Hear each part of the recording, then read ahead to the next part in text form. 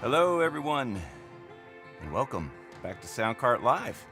Today we're talking about something that could make a lot of us, including myself, very nervous. And I was thinking about this topic of backups, and I said, I'm going to do this one very humbly because I don't want the universe coming back on any level on this one.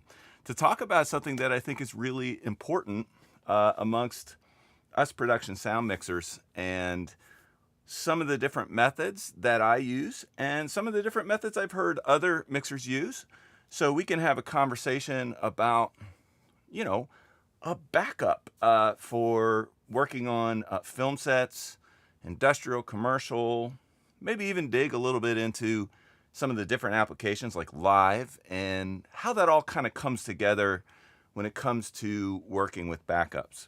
So, we're going to go ahead and get started here in just 1 second, and I'll see you in just a moment. Quality dialogue is one of the most challenging and rewarding processes, and productions continue to push the boundaries of what's possible. This is why I created Recording Dialogue in Cars, a one-stop masterclass for every member of the production sound team. In this course, I'll break down all of today's terminology. We'll cover microphones and rigging, discuss how to navigate complex camera setups, and how to achieve reliable RF performance in the most challenging environments. Come enroll into Recording Dialogue in Cars today at mwsound.net, and I'll see you soon. And here we are talking about backups today in production sound workflows. And thanks for being here, and let's just go ahead and get right into it. And I'll give you a little story just to kind of tap us off, because I'm sure we have a lot of different experience levels in here, from some who maybe are kind of just getting started working in production sound, or maybe you've been doing it a few years like me and probably have a few stories where this kind of conversation really applies. So I was working on a series, this a couple years ago, and we were on what's called a split call. So our call time was somewhere in the afternoon. We had been working later, and we were wiring all the talent, and we had about 12 plus cast, and they were lighting, and we were getting everything going. And we're pretty much done wiring the cast, and we're about probably maybe 10 minutes away from picture. And all of a sudden, all of the inputs for all of my cast wireless were not there. I look up at my recorder, I look down at my wireless, and I start to hunt down what's going on. So it didn't take long to figure out that I wasn't receiving the Dante input. And obviously, Audinate and Dante, this is not about them, because we're going to talk about all the possibilities of failure. It's not to pick on them, it's more to tell a story. And I'm sitting at my cart, and we're about ready to go, and we're getting real close, and I'm loaded in a large sound cart and everything. So what we do, I fiddle around just for a minute. Maybe I'd restart the recorder, restart the network, seeing if I can get things going again. It wasn't working. So what I did is I simply switched the left crown and went into analog redundancy. So we had full redundancy built into the cart for analog, anticipating the possibility of a Dante failure. So there could have been other things that happened in that scenario, but that's just one out of a few stories I could tell. But I just wanted to start out with one before we get into the topic and kind of explore a little bit about my process. And this is something I'm still learning. This is the kind of thing that could keep you awake at night. But there are some things that you can do to kind of help that sleep process and try to put good energy out there as far as having a plan, because things happen. It doesn't matter really what it is or how it is. It's just a matter of it is. So let's go ahead and get right into it, and we'll get started here on that. So let's get into the topic, panel, and here we are. Okay, so the title of this stream, stolen from a saying in the military from the Navy SEALs, is actually the background. And it is, So basically it goes, one is none, and I think, and then two is one. And I think the title I have here is totally wrong on that too. So, but just to clarify, the saying goes for the Navy SEALs that one is none and two is one. So let's talk about the possible failures. So what are the possible failures when we're working on set? It's kind of funny right now that I'm actually working from a backup here currently for this stream right now, and I'll talk a little bit about why that is. But here are the possible failure points that are probably on more the common end. First thing is a damage to electrical components. I'm talking about capacitors here inside on your board. I'm talking about inductors. I'm talking about fundamental electrical components that all of our equipment has that can be damaged. They could just become faulty because the temperature outside was not right. It could be due to a variety of reasons, but that is obviously one possible point of failure that could happen. Another thing is physical damage. Dropping. Maybe something got dropped the day before and it seemed to be fine, and then on this day, not working so well. So that obviously is a possible failure. Moisture intrusion. This is, I think, another common thing. A lot of us are working, it's not always a comfy, perfect film stage in a controlled environment. We might be working in a scene that has a lot of water in it. I know I've done plenty of those. And sometimes moisture, no matter how hard you try, can intrude inside of the equipment and cause a failure. Maybe not in that moment, maybe days down the road. Another type of failure that we see that really gets us into the importance of backups is excessive temperature. So excessive heat or excessive cold. I've worked in both of those conditions before and have seen unusual behavior from equipment as a result of this excessive temperatures. And then cold solder joints. This really points to cabling. So depending upon the cart or bag you're using, the type of cabling, there could be a cold solder joint. There could be basically where it will not pass signal if it just gets jingled the wrong way. Or it could be a faulty cable of sorts, which is kind of outside cold solder joint, but in the same category. So those are the possible failures and faulty cabling. See, I thought I didn't include that, so I was going to put that in the slide before. So there's probably some more that maybe you could think about when it comes to possible failures, but these are probably some of the most common that I've seen or even experienced in my 15 years working on production film sets. So, and then faulty firmware. Sometimes, so before I worked in production sound, I did 10 years in studios working in post and music. And the reason why I bring that up is that we would never update the Pro Tools software back when that was your only option, and I still love that software.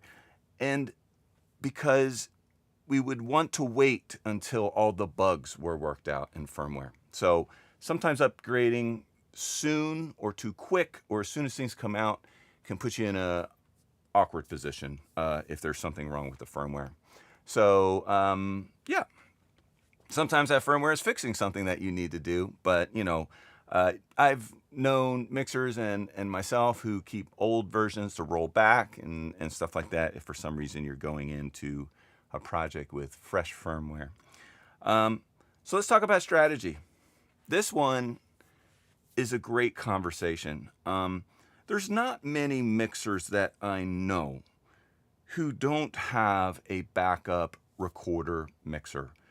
That tends to be the very first thing that we think of. I know myself, but there was a very interesting post many years ago on one of the, I'll call it the OG production sound forum, JW Sound group. Jeff Wexler's amazing sound group, which defies all of the social media stuff and actually gives you really great information and support from other professional mixers. And there was a long thread about there and all these varying opinions. But one of the opinions that struck me was that anything and everything could fail on a production cart.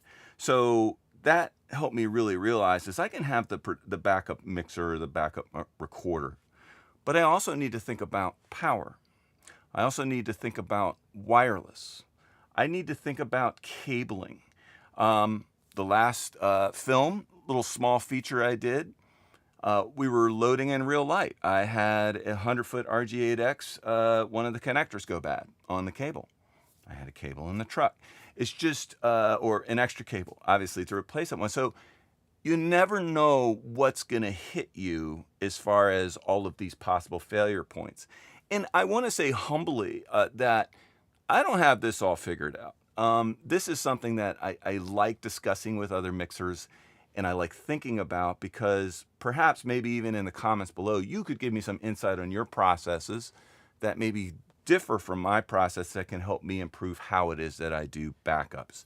But I'm going to share with you my backup strategy and how it is that I typically load in to film sets. So we're going to go right into it. This one, I have to give credit to my friend and production sound mixer, Whit Norris, here in Atlanta. And we were having a conversation with some of the Telemundo guys from at NAB 2025 at the production mixer dinner that LA Sound Mixers put on. And we were talking about backup plans. And Whit said something that I've heard him say many times before. And he said, have a plan A, B, and C. So I wanted to put that in there, and I like that, having a plan. And we'll talk a little bit about what that looks like here, but that I would say a solid backup strategy is first having a plan, A, B, and C. And then my typical method, and this is kind of how I approach backups. This is where we really get into, okay, what each mixer does. Throughout the years, and it's harder to do when you first start out because it requires investment. But I think it's an investment that is important for any production mixer who is working professionally and needing this full redundant strategy. So having a fully independent redundant system is always my strategy for any and every project that I work on. To elaborate on that more closely, so if I'm on a narrative long-term project, usually I have 2 carts, and both those carts are fully built and capable of doing pretty much anything we need. But sometimes if I'm doing a smaller gig, like I'm about to do some travel stuff, and when I mean smaller gig, I mean smaller package, like lower, like you're traveling. Maybe you're a mixer who's traveling a lot, doing different types of travel work. Sometimes we can't build and bring all the stuff. In that case, usually I'll bring a fully redundant system, but it's not always the same specific recorder. Like for instance, when I'm traveling, I'll give you a solid example. With the 833 here, I'm also traveling with a Mix Pre 6. And that's just for the recorder, but also power distro, and also wireless, and also microphones. Now, in a perfect world, and I think we can all relate to this, well, you would have 2 833 backs when you're traveling and everything built exactly the same. But every, I think, workflow and scenario is a little bit different. In this case, the Mix Pre, and it's a 3 that I'm traveling, not a 6, would be okay. For the number of talent that we're working with was a big consideration. And also what I could pack and fit in a size case that we would be able to travel with and move with efficiently. So, but it could work if anything goes on that system. The full redundancy covers power, wireless, recorder. So that's my pedestal for that. And because I don't know about you guys, but I just don't feel right unless I have that plan A, B, and C in place. And then from here, I think just as important, and I think often overlooked, is have a deployment plan in place. What are you going to do specifically when this stops working? So if this streaming software, let's say, stops functioning completely, what's my plan? Well, my plan would be to end this stream. So, this is a very low stakes, me streaming, us hanging out, talking. Maybe I do have, however, a backup recording to the software which I use for streaming, recording this stream. So if we were interrupted, my backup plan would not be to go back online. It would be to keep streaming, and I would re-upload the stream. That's just one example of a deployment plan for this particular scenario. And another type scenario is, let's go bigger. If I'm on a larger scale production and I've got a big cart loaded into the stage, then I'm going to need access to wherever our other equipment is being stored to bring in a backup, whether it's a small cart, whether it's a bag. Sometimes that can suffice, and it really comes down to how many casts are we dealing with and what are we doing as far as what's going to suffice in that scenario. But the deployment plan is, what are we going to do? What are we going to say? And how are we going to handle the situation? Which really kind of gets into the next part of our conversation. And I'm really looking forward to also hearing your guys' input on this, because I'd love for this stream to be a sharing opportunity to where, you put in the comments either below or as you're here, if you're with me on the live stream, of what you like to do. Because I'm always learning and expanding on all this stuff and learning from you guys. So let's talk about deployment strategy. This is so important. I think it needed kind of its own conversational piece. And we'll get right into that. And I would say, first and foremost, build as much redundancy in the cart bag as you can. So a failure point in the cart or bag could be, let's say it's power, for instance. If you have a failure point on power, I've met some mixers who actually take the AC supplies and they cut off the two ends on the 12 volt side and put put XLR 4-pin connectors together. And I don't have that full system in place, full disclosure, but I have done it before. So by adding the XLR 4-pin power cables, it can actually be plugged into the back of a cart, into the equipment, and then plugged into a power supply. So that's a good way to have a built-in example of a redundant power system on a cart. And that would work with 4-pin XLR connectors. So I think multiple wireless, and I don't want to get into this brand does this better or that. We stay away from this on these streams, because I'm not a big fan of that. Is that if you have an all-in-one box on your bag, which is awesome. This is an all-in-one box. I have a DSR4 here on this 833. You could have another one. That maybe it makes more sense to change out some of the wireless or slots that go bad, that need service, than get a whole other cart. Because remember earlier I was talking about the full redundant plan, okay? Sometimes it may be easier to bring in the second system, because going back to that initial story, in that scenario, I had the built-in redundancy for the Dante on the cart itself. I did have another cart in the trailer, but that would have cost time. I would have done it if I would have needed to, meaning if there was a failure point that I wasn't able to resolve, such as, let's say, wireless, not feeding at all, where I would have to do that. But since I had, and we had as a team, that built into the cart or bag, that really helped things out. And having, have a fully redundant system on hand, that's kind of, we already talked about that as far as the strategy is concerned. It does kind of leak into the live scenario. there might be scenarios. Oh, I can give an example of this. So I was doing a scenario where I was doing splits from stages, recording bands via Dante splits, and there wasn't going to be a second take or a second opportunity because it was a live performance. So in that moment, we used the splits to record to two completely redundant systems. So meaning if one system had a failure, it would still run. So I think there's going to be some scenarios where we need to have full redundancy built into the front end. In a narrative environment, that could be very plausible. You might be doing a shot that is absolutely impossible to duplicate, where you absolutely want to make sure and building a fully redundant system.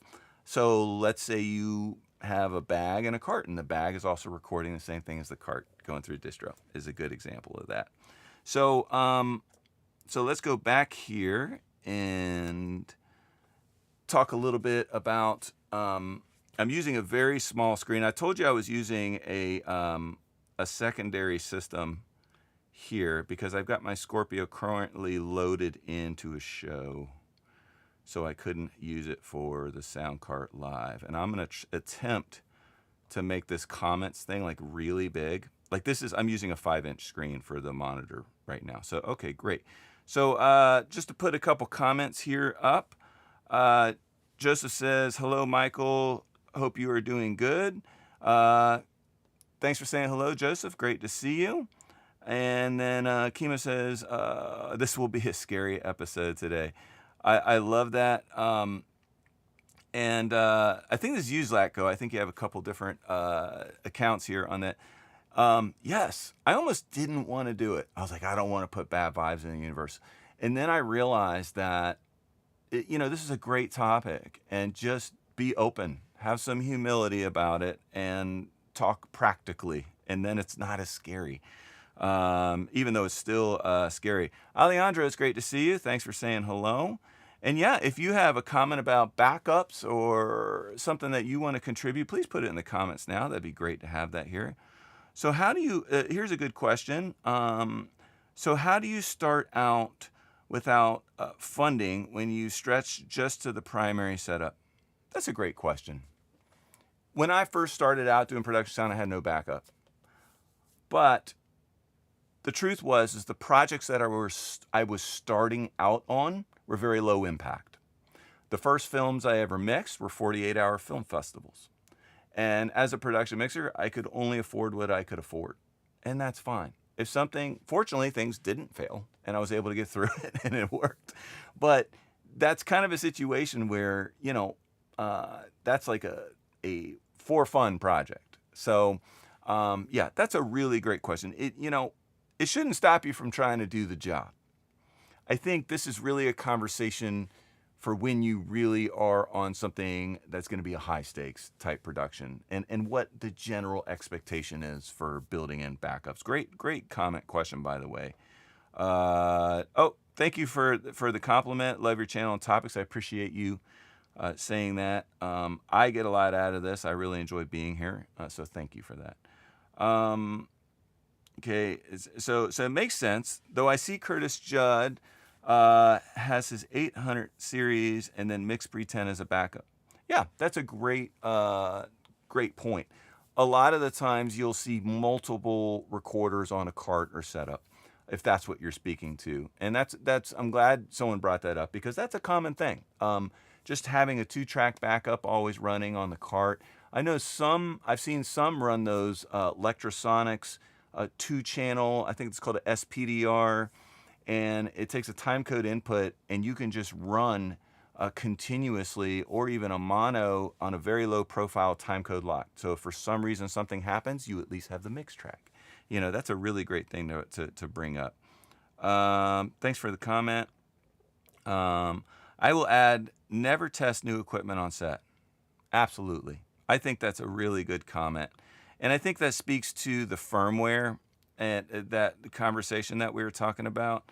And so let's see here. I just make sure. Okay, good. I was just like looking. My screen is so small, I want to make sure I didn't mess anything up here. Yeah, never. And I've tested a lot of new equipment on set, but it's not usually in like primary working stuff.